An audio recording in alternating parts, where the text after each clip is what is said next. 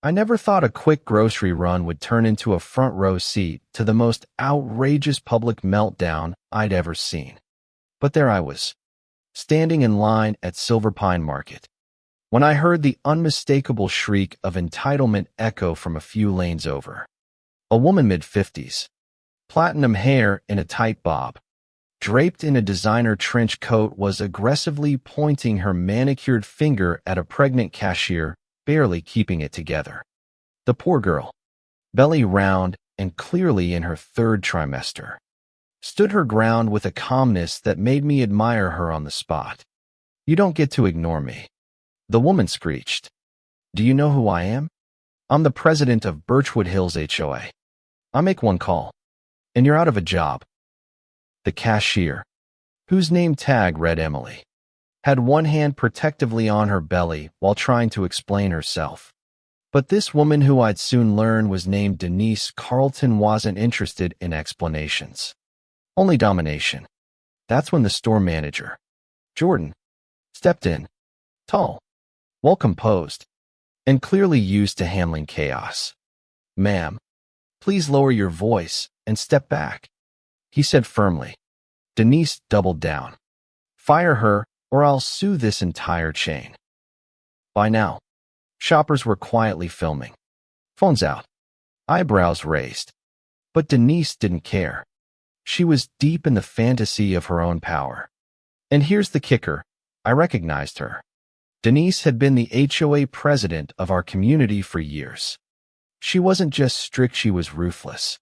She once fined my neighbor $150 for having a sunflower taller than regulation height. She shut down a neighborhood lemonade stand for lacking a permit. To Denise, Birchwood Hills wasn't a suburb. It was her kingdom. From what I could gather, she'd just popped in to grab some wine and a rotisserie chicken. But when she walked up to Emily's register and saw the cashier helping an elderly man count his coins, she lost it. She started huffing, tapping her foot, looking at her Rolex like it was ticking toward doomsday. Emily, with genuine politeness, said, "I'll be right with you." Apparently, that was an unforgivable offense. "You're slow. You're unprofessional. You should be on bed rest, not here slowing down commerce." The elderly man gave Emily a soft pat on the shoulder and whispered, "You're doing great, dear." Before shuffling off, Emily turned to Denise, plastering on a smile that must have taken superhero effort. "Thank you for waiting. Did you find everything you needed today?" Denise scoffed. "Don't try to charm your way out of this. You ignored me deliberately." Emily, still calm, said, "I was assisting the customer who was already here, but I'm happy to help you now." Denise slammed her items onto the belt with theatrical flair. "You should have called someone else to help him. I have an HOA board meeting in 40 minutes, and I'm not here to babysit incompetence." Emily scanned as fast as she could, but I could tell she was uncomfortable. She paused briefly to adjust her posture, normal for someone that pregnant, and Denise let out an exaggerated sigh. "This is ridiculous. I need to speak to your manager now." Emily quietly hit the assistance button. While they waited, Denise turned to the rest of us in line. "Can you believe this? Is this what passes for customer service now?" That's when an older woman behind her, bless her heart, said, "She's doing fine. You're the problem." Denise whipped around like a viper. "Excuse me?" Jordan arrived just in time. "How can I help you today?" "This girl has been deliberately rude and slow. I want her fired." Jordan looked at Emily, then calmly said, "Ma'am, I've been monitoring from my office. Emily was doing her job, and doing it well. In fact, she's been picking up extra shifts to prepare for her maternity leave." Denise's eyes narrowed. "So you're admitting she shouldn't even be here? This place is doomed. I'm reporting you to corporate and the Better Business Bureau." The energy shifted. People started murmuring. It was no longer just a spectacle, it was getting ugly. Jordan stayed calm. "Ma'am, if you're unhappy, I can open another lane.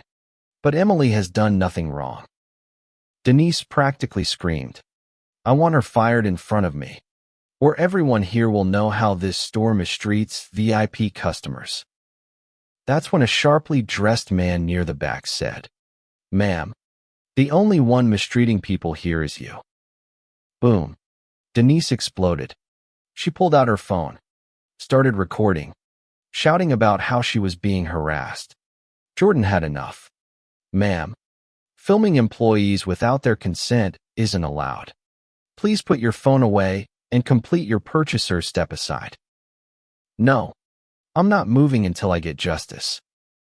At this point, security was called. And wouldn't you know it, police officers walked in just as things hit their peak. They approached with calm professionalism. Jordan explained the situation. Denise tried talking over him. The officer said, Ma'am, the manager has asked you to leave. You can either comply or be charged with trespassing. Denise, completely out of her mind now, screamed, I'm not going anywhere. And then she swept her hand across the belt, knocking her items to the floor. Bad move. The officers restrained her, cuffed her, and walked her out as she shrieked. Do you know who I am? I own Birchwood Hills. The store erupted in applause. Later that night, someone uploaded the video. It went viral in our local Facebook groups. Within days, Denise became a meme. No one feared her anymore. And at the next HOA meeting, she was voted out unanimously, banned from the board for 5 years. Turns out, when your power depends on fear, all it takes is a public tantrum to lose your throne. So, what do you think? Did Denise get what she deserved? Or was it all too harsh? Drop your thoughts below.